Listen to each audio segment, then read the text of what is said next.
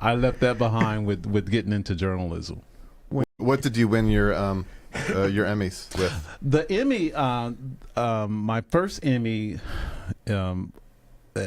keep in mind I'm a crime reporter, but my first Emmy was for the coverage of a young lady who was I think she was a Avon High School student who disappeared, and they found her body burned in a backyard on the west side of Indianapolis. And her family was just devastated. And they trusted me enough to do the interview about their loved one. And at the time, no one had been arrested. No one had been questioned. So obviously I did my story and, gave that particular case a lot of exposure and asked people to call the Crime Stoppers hotline if they had information about her whereabouts, who she had been with. Mm-hmm. And the tips started coming in, hundreds of them, after my story aired. And I was able to actually break the news of the arrest in that particular case. And I submitted those stories, and my colleagues thought that was Emmy worthy. What was the other two for?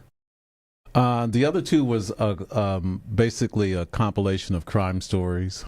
One of them was, I was the one who actually broke the story of Jared Fogle being arrested by the FBI at his home during a raid. I actually got invited along with the FBI agents to go to his house that morning in Zionsville as they raided his house and carried all of the electronics out of his house and ended up breaking that story. You went to the Floyd as one of your assignments.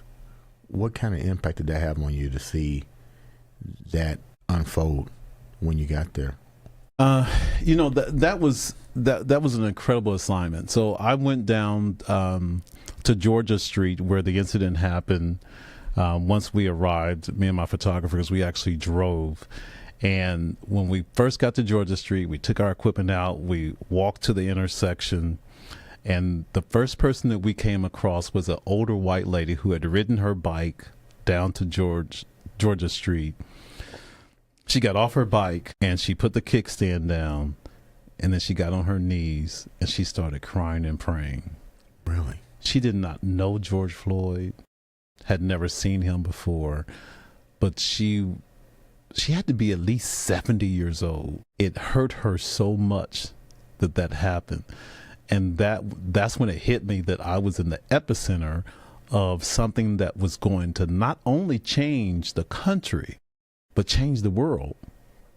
An unfortunate incident, but that's when I knew I was covering the biggest story ever. When you see the stuff like the the Floyd story, the all the craziness that's going on as a reporter, what goes through your mind?